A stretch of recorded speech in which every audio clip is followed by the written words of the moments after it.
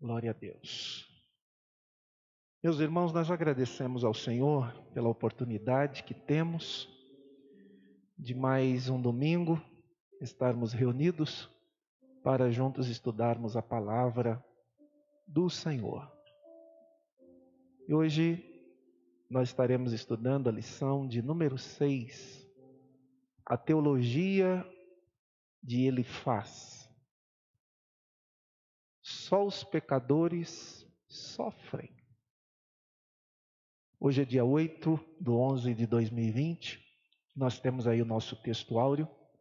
Lembra-te agora, qual o inocente que jamais pereceu? E onde foram os sinceros destruídos? Segundo eu tenho visto, os que lavram iniquidade e semeiam mal, cegam isso mesmo. Palavras de Elifaz em Jó capítulo 4, versos 7 e 8. A verdade prática, embora transcendente, Deus tem prazer em se relacionar com o homem terreno. O que é a transcendência de Deus?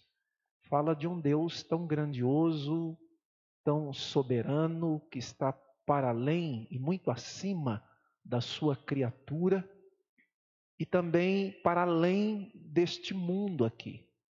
A despeito deste Deus ser um Deus tão grandioso, tão soberano, transcendente, que vai para além deste mundo físico, em poder, em glória, em soberania, ele também é um Deus imanente, ou seja, um Deus que, a despeito de ser tão grandioso, ele tem prazer em relacionar-se com a sua criatura, em participar da história da sua criatura. Tem um antigo livro que eu li, acho que no ano de 1995, de Otto Borchardt, que ele fala sobre o Jesus histórico, Jesus que caminha na história conosco. Tem um outro livro muito bom de Francis Schaeffer, O Deus que Intervém, ou seja, aquele Deus que, a despeito da linguagem e da percepção filosófica do deísmo, como que se Deus tivesse criado todo o universo, todo o mundo, e como um relógio desse corda e deixasse ele trabalhar por si só, a visão do Deus que intervém é um Deus que não só criou todas as coisas, mas ele participa, ele está junto e caminha na história com a sua criação. Então ele intervém na história, ele participa da história. É esta percepção. A leitura bíblica em classe, em Jó capítulo 4, do verso 1 ao verso 8, depois capítulo 15, do verso 1 ao 4, depois 22, de 1 a 5.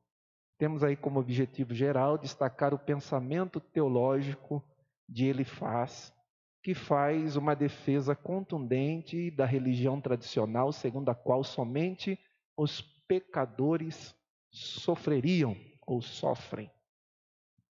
Objetivo específico: apontar a defesa de Elifaz acerca da justiça retributiva, mostrar a associação de Elifaz a respeito do pecado, a quebra da tradição religiosa, identificar o abismo que ele faz, diz existir entre o Criador e a criatura. Aqui está a questão da transcendência, mas nós temos também a questão da imanência. Deus não é só um Deus transcendente, mas ele também é um Deus imanente. Ele está para além, para cima da sua criatura, mas ao mesmo tempo ele se manifesta e ele está junto e trabalha e participa. O grande demonstração de Deus nisso é o Verbo que se encarnou, fez carne e habitou entre nós, e vimos a sua glória como a glória do unigênito do Pai, cheio de graça e de verdade, ou seja, um Deus que se encarna para estar com a sua criatura. Claro que são percepções teológicas e filosóficas daqueles que têm o hábito de estudar, de conhecer mais a fundo isso, porque são questões bem específicas, bem técnicas dentro do estudo da filosofia e também da teologia. E é claro que a nossa função aqui não é filosofar e nem teologizar aqui, no sentido de que todos nós fazemos teologia à medida que nós pensamos em Deus, na sua palavra, a interpretamos, a aplicamos, mas sempre com o propósito na escola bíblica de facilitar o conhecimento para que nós todos possamos entender, desde daquele que é mais leigo ou daquele que é mais preparado. Então, na introdução, você pode acompanhar aí na sua revista ou acompanhar pela sua Bíblia no capítulo 4, onde tem o desfecho desta lição de hoje. A introdução diz que nessa lição estudaremos o discurso de Elifaz. Ele é o primeiro amigo de Jó a expor a sua concepção teológica acerca da situação degradante e que se encontrava Jó, esse homem da cidade de Uz. Depois de 7 dias que os amigos estavam em silêncio diante daquela situação de Jó, Elifaz é o primeiro a se pronunciar a respeito daqueles fatos ocorridos. E por quê? Talvez por ele ser o mais velho entre os amigos de Jó, talvez por ser o mais experiente, o mais idoso entre os 3 amigos, ou talvez o mais sábio, mais respeitado pelas suas contribuições filosóficas e teológicas naquela época, tendo em vista ele ser também um sábio. E havia esta prerrogativa daquele que era mais velho, daquele que era mais sábio, daquele que tinha um respeito na sociedade, e provavelmente ele é o primeiro a abrir essa discussão e analisar aquilo por causa dessas qualidades que provavelmente existia na vida desse homem. Por isso ele fala primeiro. E nesse sentido nós veremos que para Elifaz havia aqui uma questão teológica que para ele era certa, absoluta e deveria ser aplicada como um princípio universal. Essa era a teologia da retribuição, ou a teologia retributiva. Ou seja, só aqueles que são pecadores e transgridem a lei de Deus sofrem as punições de Deus. O contrário também é verdadeiro. Aqueles que fazem o que é correto, aquilo que é certinho, nunca sofrerão nenhuma punição, ou jamais Deus permitirá que este que faz o que é correto, o que é certo, sofra num dado momento da sua vida. Essa era a tese defendida por Elifaz. Só que esta tese era uma percepção humana. Ele não conhecia a mente e o trabalhar e o agir de Deus. Humanamente também, nós praticamente pensamos assim. Está alguém dando certo, está tudo direitinho, Deus está abençoando, está agradando a Deus. Não é assim? Olha, estou vendo aquele fulano ali, está passando umas provas, umas dificuldades, veio desemprego, filho ficou doente, mulher se acidentou. Eu acho que tem pecado aí, hein? Deus está pesando a mão. Porque nós, seres humanos, temos a tendência de analisar a questão desta forma. Até muitas vezes tomando aqui, que é um princípio, um ensinamento bíblico, a lei da semeadura, que nós iremos ver já já. Mas, ao olhar para este fato, para Elifaz, Jó estava contrariando este princípio, esse ensinamento da justiça retributiva. E atacou de forma a desobedecer a Deus, a religiosidade estabelecida, este princípio, Para Elifaz, Jó tinha ferido esta ortodoxia que deveria ser guardada. E aí, nós vamos perceber aqui que ele vai declinar no texto e deixar bem claro que por Jó estar sofrendo, isto vem desta teologia retributiva de causa e efeito. Qual é a causa? Pecado. Qual é o efeito? Sofrimento e dor. Por isso a acusação: Jó, tu estás em pecado, arrepende-te, confessa, porque aí está resolvido. E mais do que isso, nós veremos aqui nas argumentações do texto, principalmente no capítulo de número 4, aquilo que Jó foi interpelado no sentido de que: Jó, tu és conhecido como um grande conselheiro, como alguém que era ouvido na porta da cidade, que também aconselhava as pessoas que estavam em fracassos, com os seus joelhos trôpegos, que estavam desgastados pelo pecado, e você era um conselheiro a esse respeito. Agora que você está nessa situação, ele está dizendo: você não aceita ser aconselhado a esse respeito? Ou seja, você é bom para aconselhar os outros, mas agora que você está em pecado, você não quer receber conselhos? Olha que acusação séria. E é aí que Jó começa a queixar-se diante de Deus. Então, olha aí no ponto primeiro, os pecados no contexto da teologia retributiva.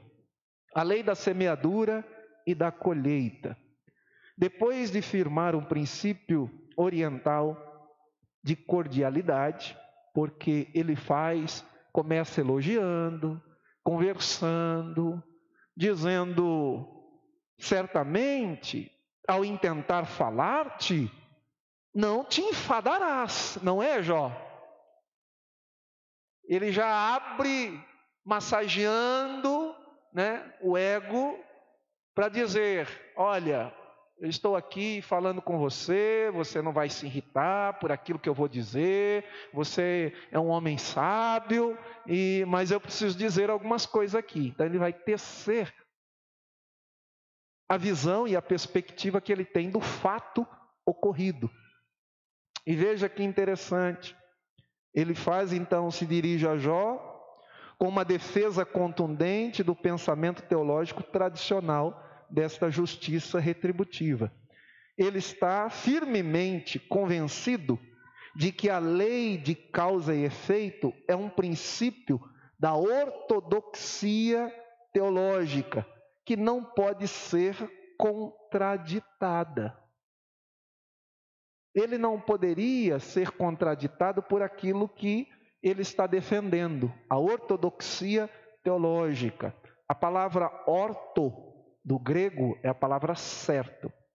Doxa ou doxia vem de crença, de doutrina, reunião de pontos de vista, princípio, opinião. Alguns usam até a expressão doxa para glória, mas ela está mais diretamente aqui a um conjunto de crenças e doutrinas certa. Orto, certo, e doxia vem desta crença ou doutrina, diferente da heterodoxia, que vai dizer de uma doutrina diversa, de uma doutrina, opinião diversa, variada. A heterodoxia até tratado no âmbito da heresia. Então nós vamos perceber aqui que esta era a perspectiva teológica daquilo que se pensava na época dessa ortodoxia teológica dentro da visão de Elifaz. Ainda que reconheçamos a lei da semeadura como uma lei divina, não temos dúvidas disso, não podemos afirmar que tudo que a gente colhe de bom ou de mal é estritamente pela lei da semeadura. Porque tem coisa boa que você semeia e você acaba recebendo mal. Sim ou não? Sim ou não? Sim. Nem sempre nós podemos aplicar como um aspecto de universalidade nesta questão. Nem tudo é resultado de uma semeadura. No caso de Jó, era somente uma forma de Deus testificar a Satanás da retidão do seu servo. E aí você derruba esta perspectiva filosófica e teológica da questão retributiva aqui de Deus, da justiça retributiva.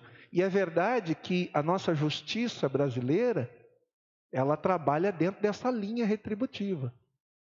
Ou seja, aqueles que são bons, eles têm poder de veredito sobre aqueles que são maus. Para poder dizer, ó, você é mau, você está sujeito a penalidades, a isso, aquilo, tal. Quem é bom está sujeito a receber as benesses da lei. E daí por diante.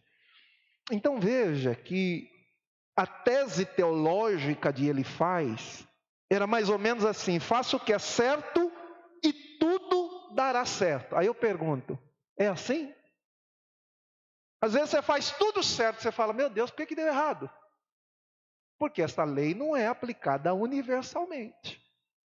Para eles, na época, esta era a lógica. E vou dizer para você, inclusive para Jó.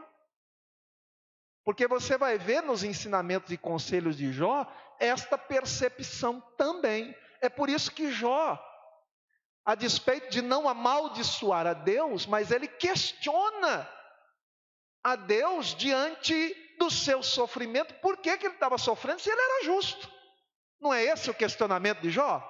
Então Jó também tinha esta percepção teológica, que não era diferente. Por outro lado, mesmo tendo essa percepção teológica, Jó sabia que ele era inocente diante de Deus.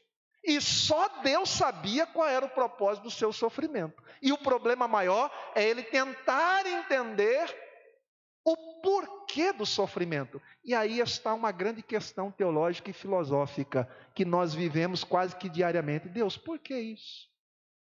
Por que eu estou passando por isso? Deus, por que eu estou sofrendo isso? Eu não fiz nada errado. Pelo contrário, eu tenho sido até mais crente diante do Senhor. Eu tenho orado mais, eu tenho lido a Bíblia. E nós temos essa percepção dessa justiça retributiva. Ou seja, Deus, eu fiz tudo direitinho, então tudo precisa estar direitinho na minha vida. Nem sempre. Nem sempre a razão do sofrimento é porque você pecou, fez algo errado. E nem sempre o aspecto de que tudo está bom é porque você está fazendo tudo certo. Nem sempre. Porque só Deus tem esse conhecimento que vai para além do conhecimento humano, das nossas vãs filosofias e pensamentos. Para Elifaz, Jó deveria considerar a sua tribulação e a sua catástrofe como uma disciplina da parte de Deus. Olha aí o capítulo de número 5, versículo de número 17 e 18. Bem-aventurado é o homem a quem Deus disciplina, Elifaz está dizendo para Jó. Não desprezes, pois, a disciplina do Todo-Poderoso, porque ele faz a ferida e ele mesmo a ata. Ele fere e as suas mãos curam. Então Elifaz vem dizer aqui a Jó que este fato estava ocorrendo porque Deus estava o disciplinando por causa do seu pecado. Que Deus estava disciplinando no sentido de ensinar a Jó e também da prova da sua retidão é um fato, mas a causa desta disciplina não era o pecado. Pelo contrário, era a justiça dele, era a retidão. E aí vem uma pergunta: será que nós estamos dispostos a viver e a passar por situações e sofrer por algo que Deus propôs no seu coração, muitas vezes como Jó, para dar prova da nossa retidão e da nossa fidelidade a Ele? Você já pensou nisso? Que muitas vezes o sofrimento É um propósito, uma permissão de Deus para nos tornar melhor? Infelizmente, a maioria de nós não encara assim. A gente sempre encara e fica pensando: o que eu fiz de errado? Onde foi que eu pisei na bola? O que eu disse? O que eu fiz para estar passando por isso? Eu não mereço, não é assim? Pois é. Complicado, não é? Porém, não conhecia esta pedagogia de Deus. Porque Deus tem uma pedagogia totalmente diferente da nossa. Deus tem uma pedagogia muito superior do que a nossa. Teve um livro que eu li uma vez, esse livro já é esgotado. Na época era a editora Juerp, ano de 1996. A pedagogia de Jesus. Depois de muitos anos, eu nunca consegui comprar esse livro porque ele tinha sido esgotado no ano de 2016.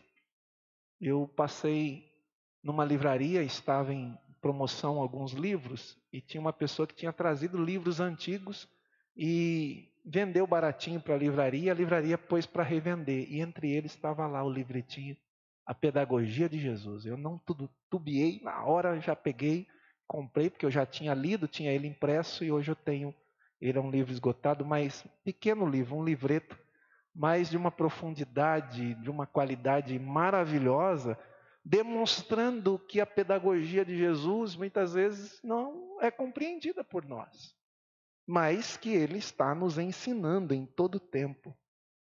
E nesse caso, não podemos tomar a perspectiva e a teologia ou a justiça retributiva da época como um princípio universal.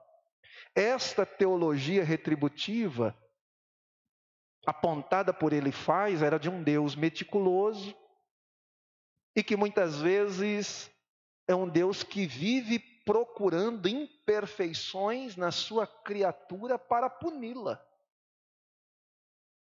Quando na verdade Deus estava aqui dando uma demonstração da retidão, da fidelidade e da seriedade deste grande servo de Deus que nos ensina ainda hoje, através da sua vida, a vida de Jó, a todos nós. Ponto 2, o homem colhe o que plantou. Essa primeira parte do seu discurso compreende o capítulo 4 e 5, em que defende que o homem colhe o que planta. Segundo eu tenho visto, diz ele, os que lavram iniquidade e semeiam mal, cegam isto mesmo. Lembra de Asaf, no Salmo? Que esta era a indignação dele. Como pode? Eu que sou justo, estou padecendo. E aquele que é ímpio prospera? Como assim, Deus? Lembra de Abacuque? Deus, os teus olhos são tão puros que não pode ver iniquidade. Como assim? O Senhor vai levantar um povo mais ímpio do que o seu povo para corrigir o povo? Quando o justo sofre injustiça e aquele que é injusto, a justiça lhe é favorável. Como pode isso? Era a indignação de Abacuque diante da injustiça social. E às vezes a gente olha na sociedade e fala assim, desgramado daquele ímpio, rapaz, o cara rouba, o cara faz o que não presta, olha como o cara prospera. Olha a vida dele, parece que tudo dá certo para ele. Eu que sirvo a Deus. É aí que Satanás entra, fala, tá vendo? Você serve a Deus, o que adianta? Você não vai para frente.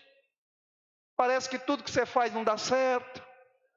Parece que a sua família não se ajusta. Parece que você nunca consegue um trabalho direito. Você nunca consegue guardar um dinheiro. Vive sempre no fio da navalha. Abandona teu Deus, morre. É essa a percepção. Quando nós entendemos que nós não devemos servir a Deus por aquilo que Deus dá, mas por aquilo que Deus É. Se Deus fizer, a canção diz, Ele é Deus. Se Ele curar, Ele é Deus. Se não curar, Ele continua sendo Deus. Se Ele fizer, Ele é Deus. Se Ele não fizer, Ele continua sendo Deus. Agora, precisa saber se Ele continua sendo Deus para nós. Se nós estamos dispostos a isso.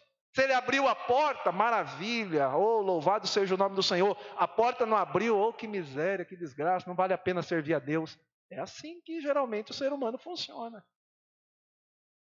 E é aqui que nós extraímos os grandes aprendizados e a grande lição, que novamente eu friso aqui. Por que eu sirvo a Deus? Qual a minha motivação ao servir a Deus? Sirvo a Deus quando tudo está favorável, quando tudo está dando certo, está bem, então aí está tudo tranquilo. E quando não estiver bem? Qual é a minha postura diante de Deus?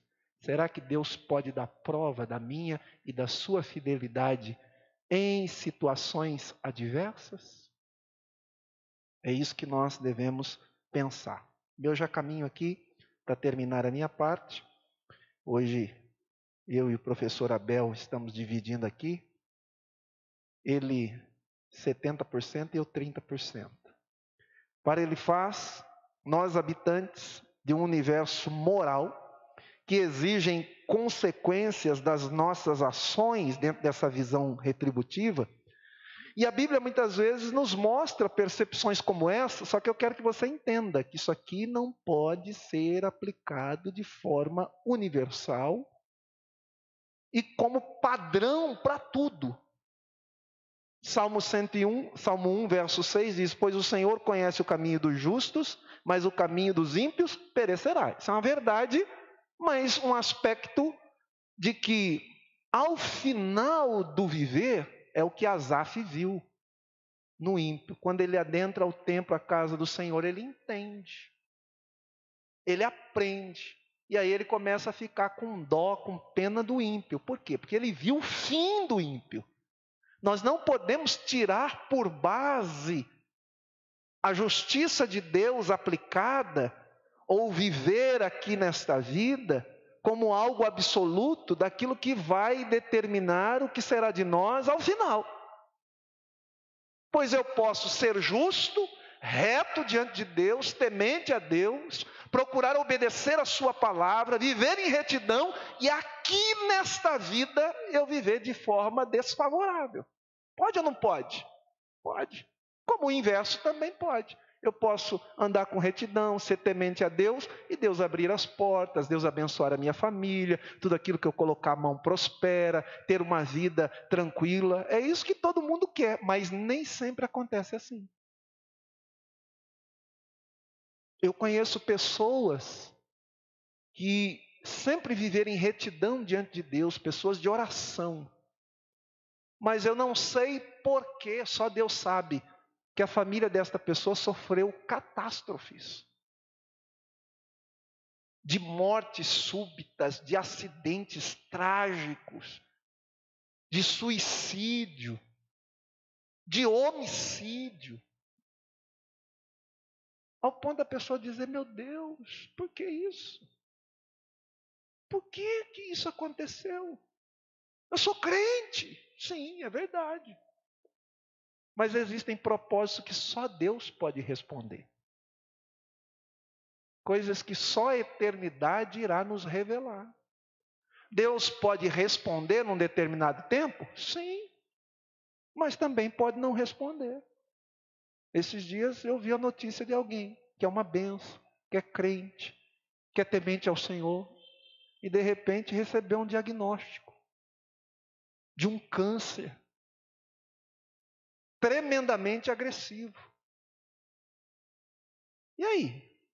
Às vezes, se nós não tivermos esta firmeza, a gente pira. Pira ou não pira, professor Abel? A gente pira. A gente fala assim: meu pai, o Abel, um homem que busca Deus, que serve ao Senhor, tal, como pode ficar desempregado? Não abre uma porta. Deus sabe. E se às vezes a gente não tiver uma firmeza espiritual, E a gente ora muito por isso, a gente ora pedindo ao Senhor para dar equilíbrio, dar maturidade, para a gente, né, saber lidar com essas situações. Por quê? Porque tem hora que a gente entra em parafuso mesmo. A gente pode migrar para uma apostasia, para maldizer o nome do Senhor, para negar o seu nome diante de todos esses fatos. Aí Jó vem como um testemunho verdadeiro que, a despeito das circunstâncias, das catástrofes da vida, Deus continuava cuidando dele. Deus continuava sendo Deus da vida dele. Amém, queridos? 1 Pedro 3:12, porque os olhos do Senhor estão sobre os justos, mas o rosto do Senhor é contra os que fazem males. Assim, segundo ele faz, se Jó estava sofrendo, era porque havia pecado. Cabia a Jó, então, assumir a responsabilidade moral de seu pecado. Não havia outra opção. Quantos são os que fazem acusações precipitadas quando alguém passa por um momento delicado na vida, não é? Ih, ó, fulano deve estar em pecado, hein? Cometeu alguma coisa, ó, Deus pesou a mão. Mateus capítulo 7, versículo 1 e 2 diz: não julgueis para que não sejais julgados. Pois com o critério com que julgardes, sereis julgados. E com a medida que tiverdes medido, vos medirão também. Então nós temos que tomar muito cuidado com juízos precipitados. Porque nem sempre uma enfermidade, nem sempre uma catástrofe, nem sempre um desemprego, nem sempre um problema está diretamente relacionado a um pecado, a uma falha nossa diante de Deus. Isso precisa estar bem claro para nós. Eu lembro de uma irmã que certa feita veio congregar na igreja que pastoreávamos e ela estava numa depressão profunda. Por quê? Da igreja que ela veio, o pastor disse para ela: se você é doente, é porque você não tem fé ou porque o diabo já entrou na sua vida. Pronto, ela entrou em parafuso. Por quê? Porque nem o diabo tinha entrado na vida dela e nem ela era uma pessoa com falta de fé. Mas essa era a percepção. E aí, quando eu fui pastorear, ela estava surtada, não conseguia mais viver, estava trancada num quarto escuro, e a gente teve que visitar, e às vezes ministrando na igreja assim, eu falando que Deus iria abençoar, ela levantava no meio do culto e falava: não, isso não é verdade, isso não é assim, no meio do culto. Culto de domingo, a igreja cheia, e ela entrava em parafuso por causa disso. Até ir trabalhando, até contornando isso, para que ela mudasse a percepção e conseguisse entender que não era assim. Olha, foi um trabalho enorme. E ela tinha um problema de bipolaridade, uma hora o humor dela estava, né, no ápice, lá em cima ela estava muito bem, no outro dia estava lá embaixo, que ela queria morrer, tirar a vida. Era uma questão complicada. Então, não só a questão bíblica, da oração, do cuidado, mas também tem um aspecto médico. Por quê? Porque algumas pessoas são meio surtadas a esse respeito. Olha aí, essa semana eu chegando em casa com a Késia, antes de ontem, e eu tinha acabado de vir do médico, estou fazendo alguns acompanhamentos, estou fazendo exercício, mudei a minha alimentação, porque a despeito de ser magrinho, magrinho fica doente também.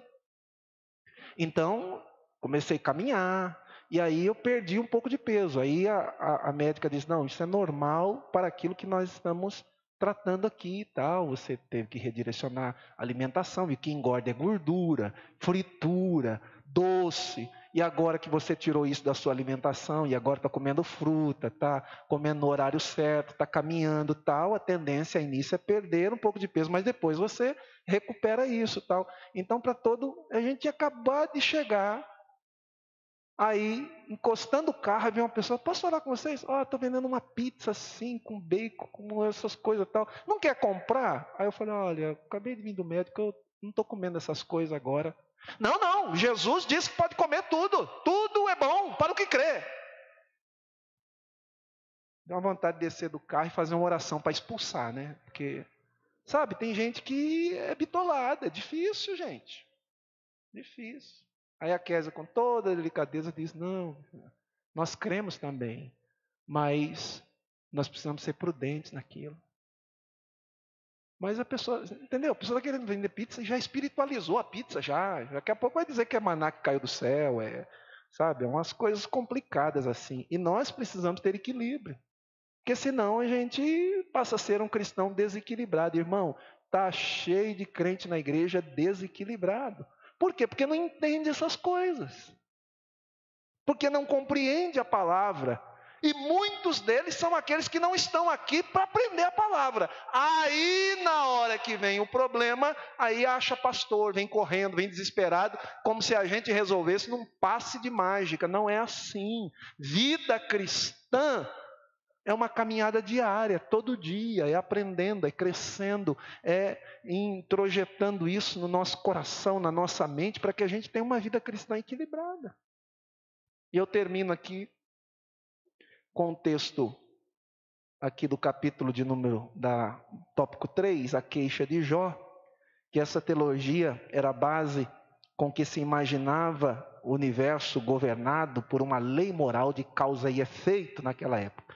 Ele faz então, não estava de todo errado, mas equivocou-se quando pensava que esse pressuposto era o único existente e que essa teologia deveria ser aplicada a Jó, pois esta tese de Elifaz não se aplicaria como não se aplicou a Jó. Ainda, repito, que o próprio Jó também tinha esta concepção na época, desta justiça retributiva. Tanto que no capítulo 6 e 7, você vai ver Jó se lamentando diante de Deus, fazendo as suas queixas diante de Deus, dizendo: olha, eu sou justo, por que eu estou sofrendo? Eu não estou em pecado, portanto não sou merecedor disso. Prova, Senhor, a minha justiça. Me mostra por que eu estou sofrendo. Ou fazer aquilo que estudamos semana passada. Então me mata. Tira a minha vida. Ou não deveria nem ter nascido, porque viver esse sofrimento, ou seja, o justo pode sofrer? Sim ou não? Pode ou não? Aí eu pergunto, quem aqui está disposto a sofrer? Ninguém quer sofrer, ué.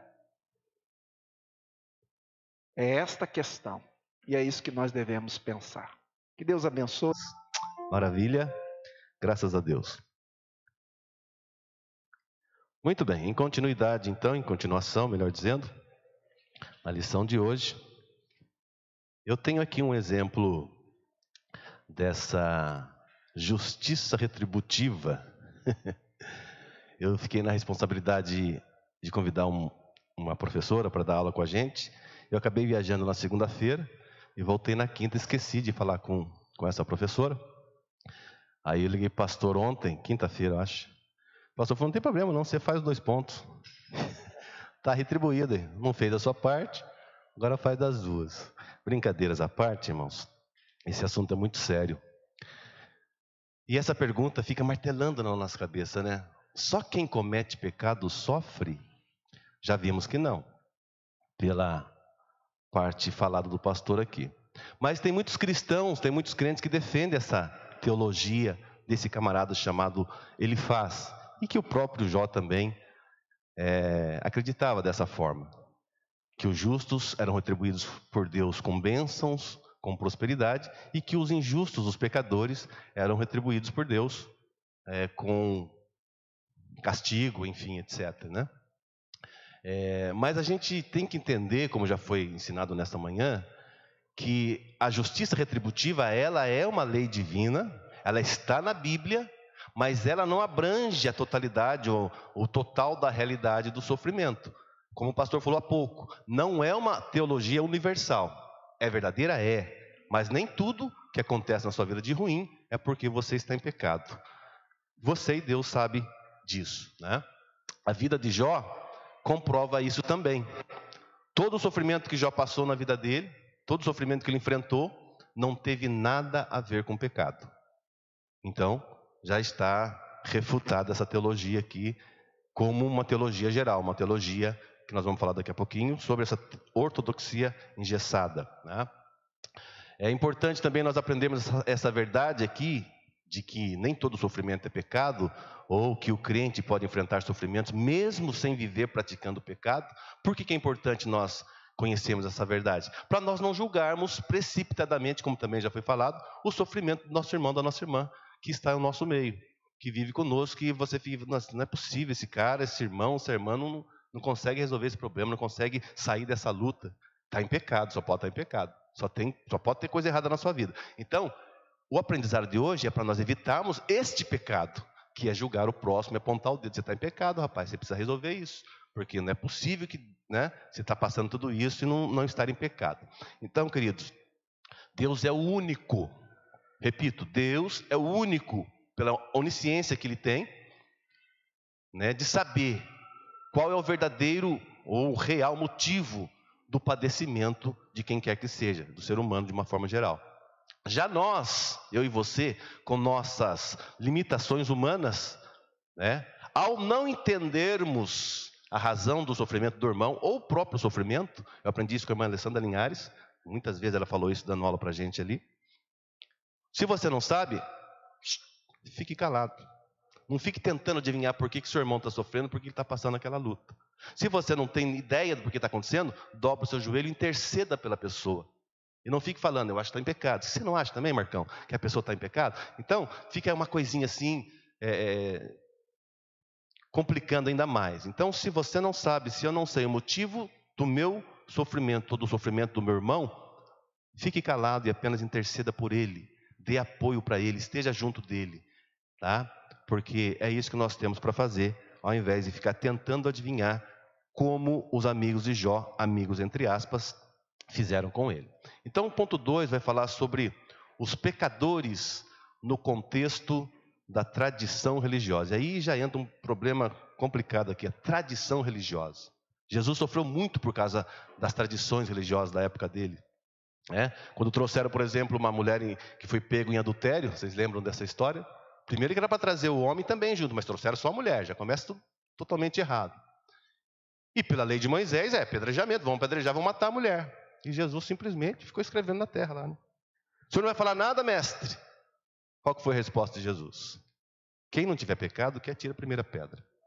Então Jesus estava indo de encontro, estava indo contra a lei de Moisés? Não. Jesus estava trazendo uma nova lei, uma nova aliança.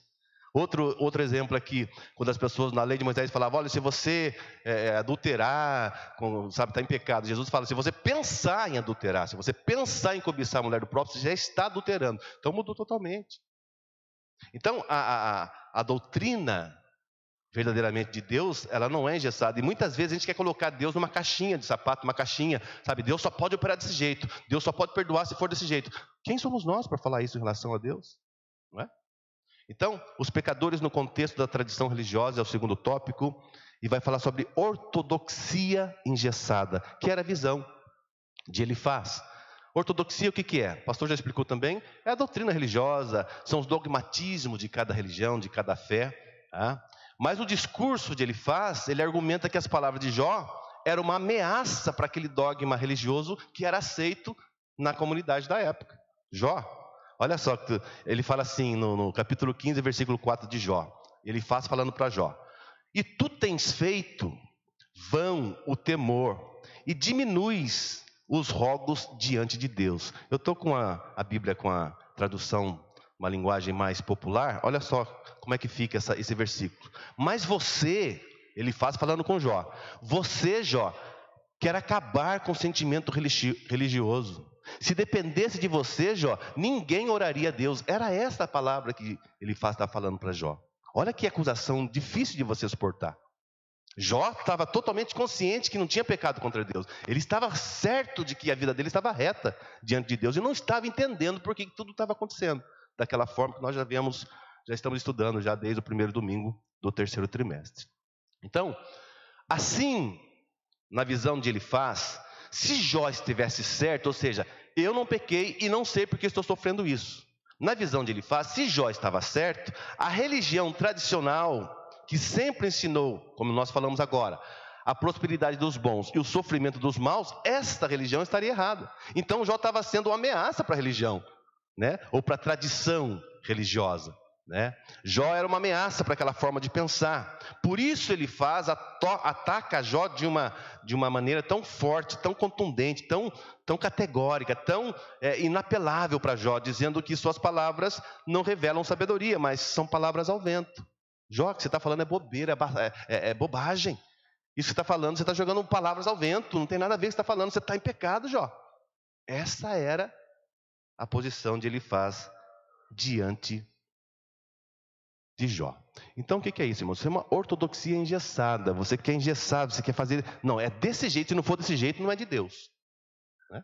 É terrível isso. Porque às vezes você precisa de uma palavra de apoio, de uma palavra de consolo, de uma palavra de incentivo, e vem a pessoa e lasca-lhe uma lambada. Você está em pecado, rapaz. Confessa logo esse pecado e sua luta acaba. E não é por aí. Então, Jó, no segundo ponto aí do segundo tópico, ponto 2.2, ele era uma ameaça, segundo a visão de Elifaz, à tradição religiosa. A partir do versículo 7 do capítulo 15, Elifaz apela para a tradição religiosa como forma de validar seu princípio teológico. Ele buscou realmente base bíblica, mas vamos lá. Ele diz assim, eu vou ler aqui na versão mais popular, capítulo 15, versículo 7. Capítulo 15, versículo 7, acompanha comigo aí. 7 até o 10, olha só que interessante. Você está pensando que é o primeiro ser humano que nasceu, Jó? Ele faz falando com Jó. Por acaso você veio ao mundo antes das montanhas? Versículo 7. Versículo 8. Será que você conhece os planos secretos de Deus? Será que só você é sábio, Jó? Será que você sabe o que nós não sabemos? Versículo 9. Ou compreende as coisas melhor do que nós? E versículo 10. O que sabemos, Jó? Nós aprendemos com pessoas idosas que nasceram antes do seu pai. Ou seja, ele está tentando justificar a teologia dele e tentar provar que Jó estava em pecado. Segundo Elifaz, ainda que Jó fosse um homem sábio, ele não era mais sábio nem mais antigo do que o dogma que ele estava negando. Ou seja, Elifaz está dizendo, meu filho, você pode ser sábio, você pode ter seus cabelinhos brancos, mas você não é mais velho do que a tradição religiosa. Olha o perigo da tradição religiosa, o perigo de você se basear sua fé nas tradições de homens, por mais que se usem recursos bíblicos, bases bíblicas, porque eu sempre falei, quem estudou comigo sempre ouviu falar, um texto tirado fora de contexto é pretexto para pecado, para heresia e para um monte de coisa que não presta para a nossa vida espiritual. E era isso que Elifaz estava fazendo. Ele estava tirando um texto fora de contexto para falar, Jó, você está em pecado, meu filho. Então, irmãos, isso aqui para nós é muito, muito interessante, nós aprendemos, por quê?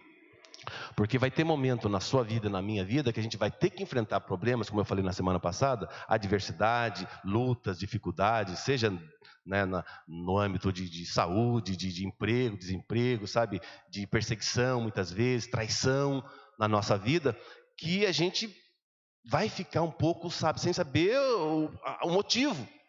E pode ser que lá no futuro Deus revele por que você passou por aquilo, e pode ser que também que não revele.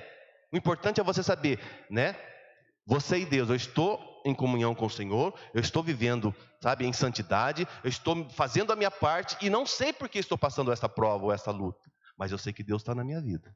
Isso eu sei. Isso você não pode perder de forma alguma, essa visão, essa certeza do seu coração, que Deus está no controle de tudo que está acontecendo na sua vida. E tudo tem um propósito. Tudo tem um propósito, que talvez você não entenda no momento, pode ser que entenda mais tarde. E na lição de hoje, nós vamos ver Elifaz atacando Jó e Jó se defendendo. No ponto 3, Jó se defende, um defensor celeste. E aí Jó não tem mais para onde recorrer aqui na terra. Ele já fez a reclamação dele no capítulo 3, se você depois ler na sua casa. E aqui começa, nessa lição de hoje, a gente começa a ver os diálogos que houve entre Jó e seus 3 amigos, E Jó se defendendo de toda a acusação que ele estava recebendo dos amigos dele. Então Jó estava cansado já de ouvir tanta asneira do amigo dele, do primeiro amigo, que ele falou, não tem mais como recorrer aqui na terra, eu vou recorrer no céu, eu vou pedir ajuda de Deus. Em sua defesa, Jó se contrapõe ironicamente ao argumento de Elifaz. No capítulo 16 e 17 de Jó, é a resposta de Jó para Elifaz. Nós não podemos esquecer, irmão, que é interessante, o autor coloca aqui, é muito interessante. Nós não podemos esquecer que a resposta de Jó, ela está escrita de forma poética. Por que eu estou dizendo isso? Porque na linguagem poética você põe o que você quiser na poesia. E Jó coloca umas coisas fortes aqui, quer ver? Vê comigo aí, onde é que está? Capítulo 16 de Jó. 16 de Jó. Olha só alguns versículos para vocês verem. Por que eu estou dizendo que para nós atentarmos que a linguagem que Jó está respondendo aqui é uma linguagem poética? Porque ele vai dizer coisas que para nós parece pesada. Olha só, versículo 7 do capítulo 16 de Jó. Jó falando agora. Tu, ó Deus, me deixaste sem forças e destruíste toda a minha família.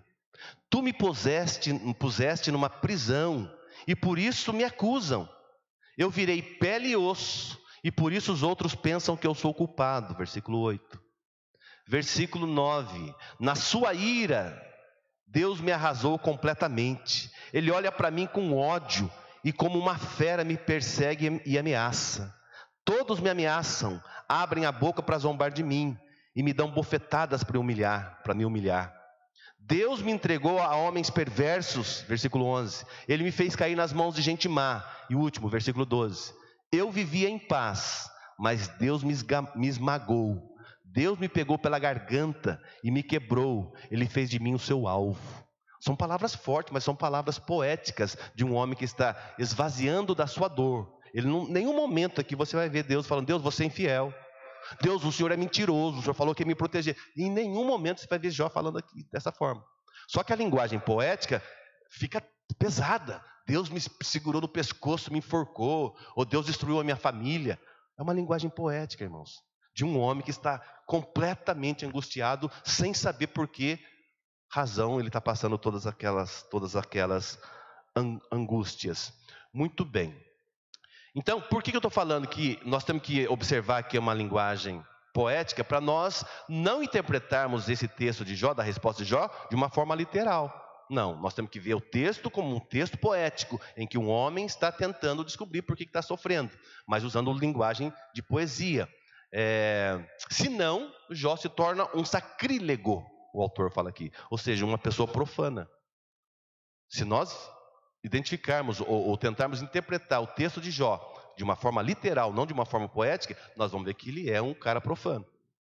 Nós vamos entender que ele é uma pessoa profana que pecou contra Deus, mas em nenhum momento Jó pecou contra Deus. Nesse texto, Jó reclama, mas não blasfema. Isso tudo que eu li para vocês, depois vocês lêem em casa, capítulo 15 e 16 de Jó, que é a resposta dele para Elifaz. Nós não vemos Jó pecando contra Deus, blasfemando contra Deus. Ele tem a consciência de que a teologia de seu amigo firmava-se na terra, mas ele, Jó, apela para Deus, para os céus. Olha só, versículo 18 ao 21 do capítulo 16 mesmo, que nós estávamos lendo. Olha só o que Jó diz. Versículo 18. Ó terra, não esconda as injustiças que fizeram contra mim. Não deixe que seja abafado o meu grito pedindo justiça. Eu sei que no céu tenho quem me defenda. O meu advogado está lá. Olha que coisa linda. Já é Jó apontando para o futuro, que seria o nosso advogado vindo aqui na terra, que é o Senhor Jesus. E o próprio Senhor Jesus, meus irmãos, Ele é o Deus conosco. Nós vamos falar daqui a pouquinho, o pastor já deu uma pincelada sobre a transcendência e imanência de Deus, mas ele busca em Deus, porque aqui na terra não tinha mais como. Ninguém mais acreditava em Jó. Ninguém mais confiava que realmente ele é uma pessoa justa, porque tinha essa visão teológica totalmente engessada, de que quem pratica o mal é castigado por Deus e quem pratica o bem é abençoado por Deus, e nem sempre é desta forma. Então, a fé de Jó projeta para o alto a procura de quem possa defendê-lo, né? Um defensor que interceda por ele no céu. Esse era o desejo de Jó. Eu não consigo ajuda aqui na terra, eu não consigo ninguém para me explicar o que está acontecendo, então vou recorrer a Deus. E essa visão dele, bom, já que eu estou recorrendo a Deus, eu vou provar para meus amigos que eu não estou em pecado, porque eu estou recorrendo a Deus. Se eu tivesse pecado contra Deus, eu estaria fugindo de Deus, não buscando a Deus. Mas nem assim seus amigos acreditaram nele. Falou, não, Jó, sinto muito, mas você está em pecado mesmo. Então, queridos, o Jó se expressa numa linguagem poética, mas a mensagem que ele transmite nessa linguagem poética é uma mensagem profética, porque ele está dizendo, eu sei que meu Redentor está, né? A gente conhece esse versículo, eu sei que meu Redentor vive e que por fim se levantará. Mas aqui ele está dizendo, eu preciso de um advogado que me defenda diante de Deus, porque eu tenho certeza que eu não estou em pecado diante de Deus. E ninguém acredita em mim. Olha a situação de Jó. Então, queridos, isso para nós é uma lição muito, mas muito interessante, muito importante. Por quê? Porque nem tudo que acontece de ruim na sua vida é porque você está em pecado. E também nem tudo que acontece de bom na sua vida é porque está realmente sendo abençoado por Deus. Porque está cheio de ímpios, como o pastor já bem falou. Pessoas ímpias, pessoas injustas, pessoas, sabe, totalmente terríveis nesse mundo que estão vivendo prosperidade. Carro bom, casa boa, salário altíssimos, filhos bem, sabe, ninguém com doença em casa. Você fala, não é possível que esse camarada vive dessa forma e eu penando do jeito que eu estou penando, servindo a Deus. Então, nós precisamos entender isso. Essa teologia, essa ortodoxia que ele apresenta para Jó, é uma ortodoxia engessada. Ou seja, se você não está em pecado, não era para você estar passando por isso. Isso é uma coisa de ser humano, não é coisa de Deus. Então, como Jó, nós precisamos buscar o nosso socorro e a nossa defesa em Jesus. Então esse foi o ponto 2, os pecadores no contexto da tradição religiosa. Cuidado, meus irmãos, com a tradição religiosa. Fique com a Bíblia, a palavra de Deus, na sua verdade, sabe, na sua verdadeira interpretação, né? Porque que tem de gente interpretando a Bíblia de forma errada, não está escrito. Terceiro e último tópico de hoje, os pecadores diante de um Deus infinito é o terceiro tópico. Deus não se importa com quimeras humanas, é o primeiro ponto do terceiro tópico. Deus não se importa com a ilusão humana, com a fantasia humana ou com a imaginação humana, porque o grande problema é esse. Deus deu a lei, por exemplo, de Moisés, né, resumida em um decálogo, 10 mandamentos, e os homens fizeram a tradição oral, a tradição lá deles, os judeus, com mais de 600 outras leis, 600 e tantas leis. Tipo lavar a mão sem comer, isso era pecado para eles, e outras coisas mais. Então acaba virando uma tradição religiosa totalmente fora do que realmente a Bíblia quer nos ensinar. Então cuidado com essas tradições, fique com a palavra, fique com, sabe, pessoas que você confie, que está ensinando verdadeiramente a palavra de Deus. Então Deus não se importa com quimeras humanas. Em seu terceiro discurso, já no capítulo 22, ele apela para a transcendência divina ao atacar Jó. O pastor falou muito bem aqui. O que é uma transcendência? O que é um ser transcendente? É um ser que ultrapassa todos os limites normais da natureza física. Ou seja, é um ser sobre-humano, é um ser sobrenatural, superior, elevado. É um ser divino. Deus é um ser transcendente. Nós não conseguimos alcançar a Deus se Ele não se permitir ser alcançado. Nós jamais conheceríamos qualquer coisa de Deus se Ele não tivesse se auto-revelado a nós. Porque Deus está muito acima. Existem umas linguagens poéticas na Bíblia, no Salmos, por exemplo, que diz assim, que o céu é o trono de Deus. Imagina o céu e Deus sentado, e a terra. Você sabe o tamanho do planeta que você vive. A Bíblia vai dizer que é o escabelo, ou seja, onde Deus descansa o pezão dele quando ele senta no trono, no céu. Outra, uma figura de linguagem, diz que Deus consegue pegar toda a água de todos os oceanos. Você vai em Ubatuba, você vai numa praia de Ubatuba, você fica olhando, meu Deus, quanta água. A Bíblia diz que Deus é capaz de pegar todas as águas de todo o oceano com a palma da mão dele, com a concha da mão dele. Olha o tamanho desse Deus. A gente consegue chegar perto dele? Não. Essa é a transcendência de Deus. Deus está muito acima, infinitamente acima de nós. Só que ele se faz imanente. O que é um ser imanente? É um ser que está presente no determinado objeto, no determinado ser. É um ser que está junto de nós, inseparável de nós. Está ligado de modo íntimo e inseparável. Deus, ele é tão transcendente quanto imanente. Por isso que Jesus é chamado de o Emanuel, Deus conosco, que tem prazer de habitar com você, de estar com você, de caminhar com você, de consolar seu coração, de orientar a sua vida. Deus é esse Deus tão grande, tão inalcançável, mas tão presente também na nossa vida, pela sua imanência, pelo seu prazer de estar conosco. Mas ele se mira nessa transcendência de Deus, né? E vai dizer que essa transcendência diz respeito ao conjunto de atributos do Criador que ressalta a sua superioridade em relação à criatura. Verdadeiramente, está correto isso. Deus está muito acima de nós, mas Ele não está no sentido assim de distante, fala, ó, já te criei, você está aí respirando, se vira sozinho aí até na hora da sua morte e depois você vem acertar a conta comigo. Deus não age assim. Deus te colocou no mundo e se você permitir, se eu permitir, Ele vai caminhar conosco cada dia da nossa vida até o fim. Até o final, Jesus vai estar conosco, nos orientando, nos consolando, sabe, nos dando força para enfrentar qualquer que seja o sofrimento que nós tenhamos que enfrentar. O fato é, Deus ser transcendente não impede Ele estar junto de você, imanentemente, sabe, sem se separar de mim e de você. Então essa imanência de Deus significa que Deus está acima da criação, não é limitado pela criação, e realça, portanto, a infinitude divina em contraste com a nossa finitude humana. Realmente, nós não somos páreos para Deus, né? Mas essa verdade aqui tem que ficar muito bem clara. Apesar da transcendência, Ele é um Deus imanente que tem prazer de estar conosco. Para Elifaz, o sofrimento de Jó era um atestado de que ele havia pecado e que por isso Deus o havia abandonado.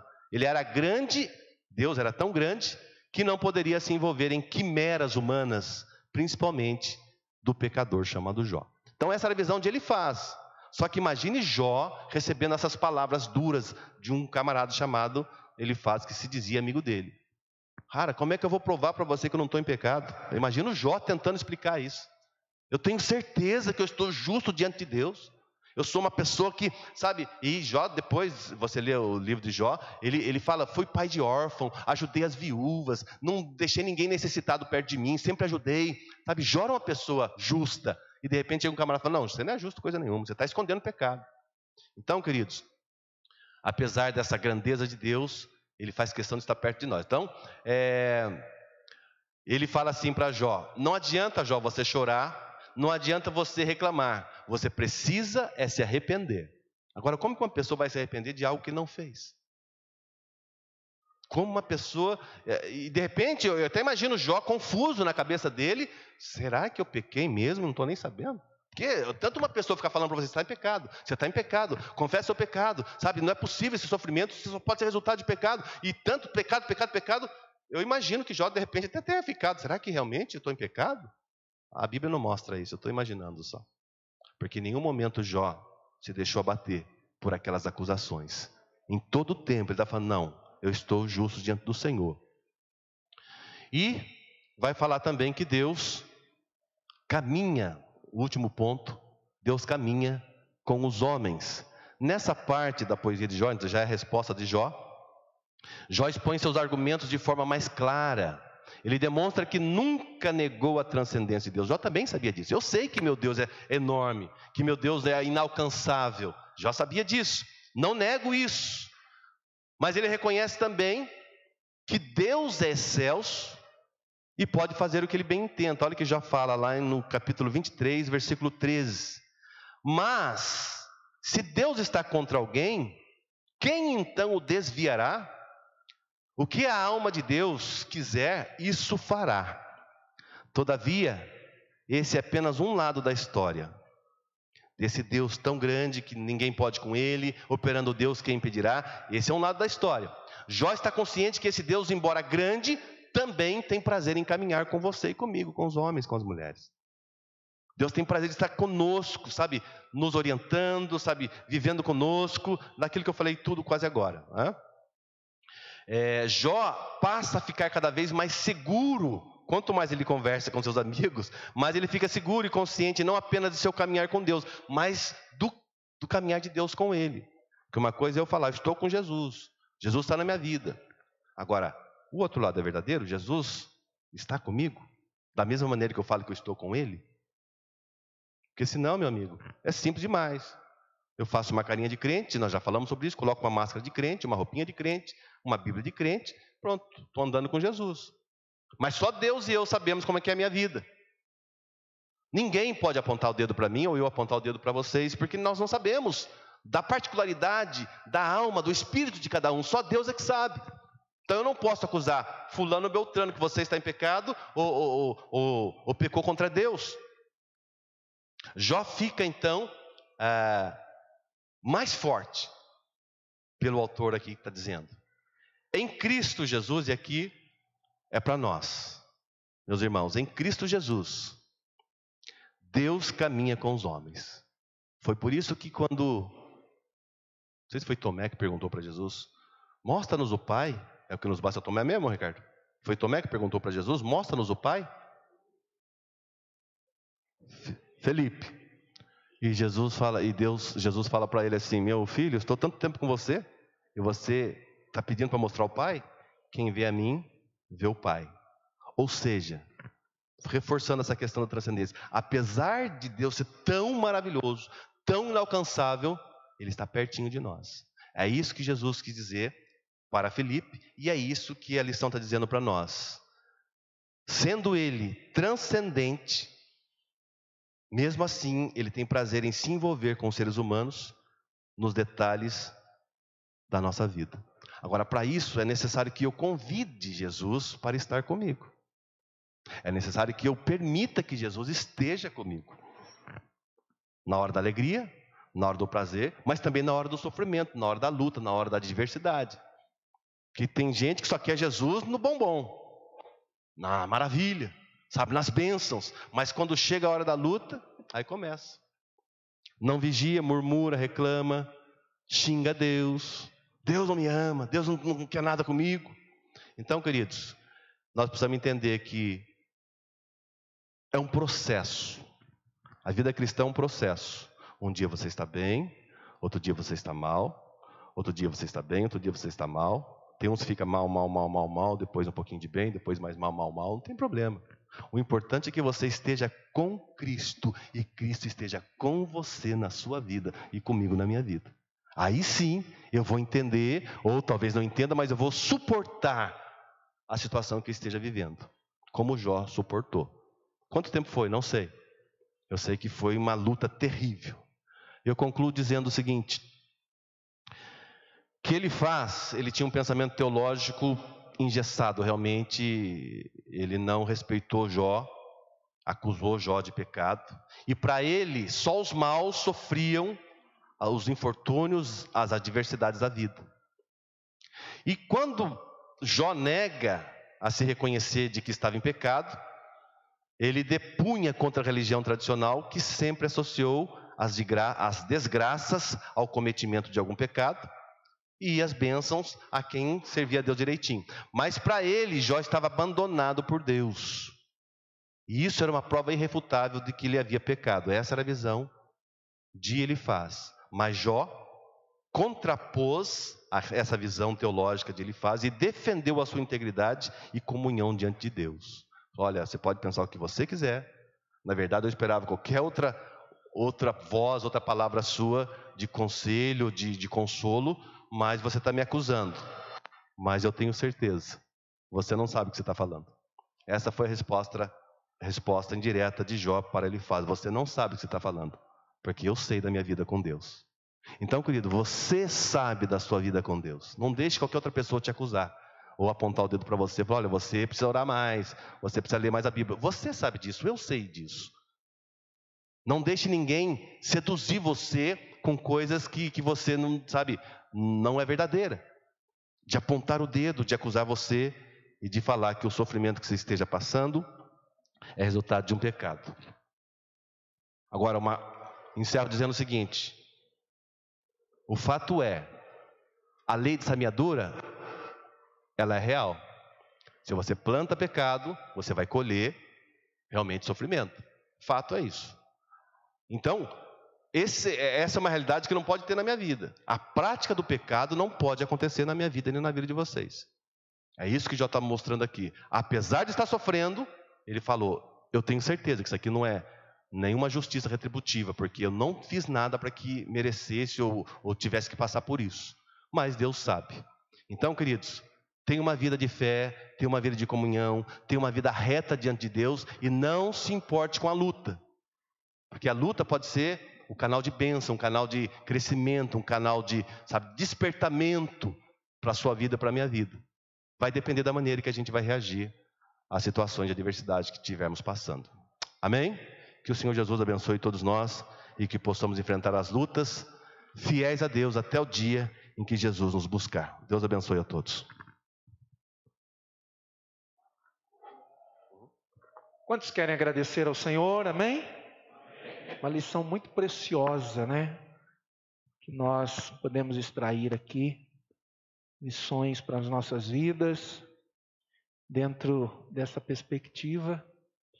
E só nós e Deus conhece verdadeiramente o que se passa em nosso coração e como a nossa vida está diante do Senhor. Nós devemos ter essa consciência, devemos ter esse entendimento, pois dentro da perspectiva aqui de Elifaz, é como se Jó estivesse, ao resistir diante do seu pecado, não confessar, não se voltar para Deus ou não aceitar a correção, é como se ele estivesse anulando todos os princípios, conceitos teológicos, filosóficos, tradicionais e também aquilo que o próprio Deus havia estabelecido.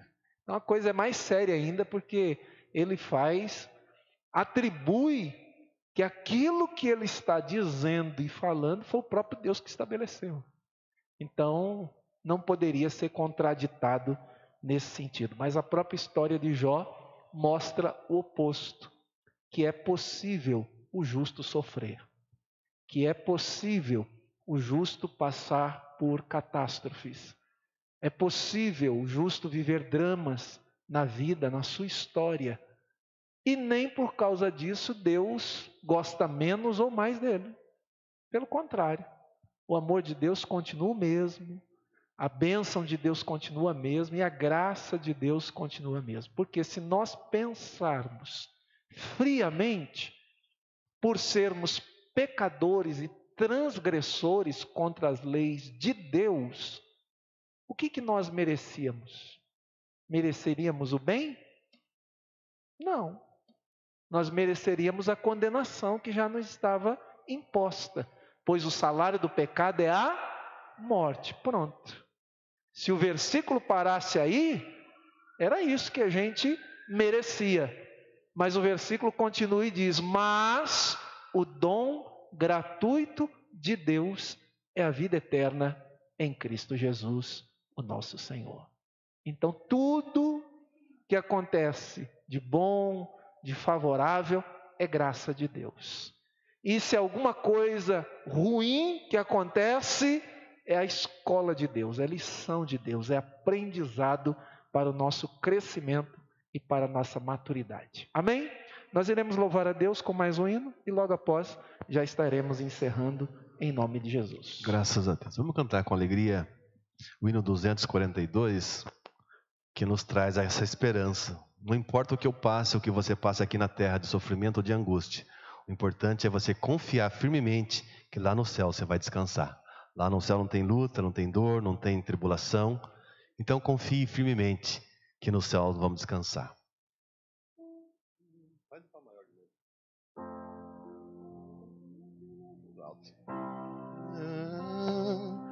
Eu confio firmemente que no céu vou descansar com Jesus alegremente. Aleluia. Que prazer celeste sente a minha alma em pensar na glória que no céu eu vou gozar. Que eterna glória vou no céu gozar, com Jesus que do pecado me salvou. Tanta paz e alegria lá no céu vou desfrutar, eterna glória Cristo me comprou.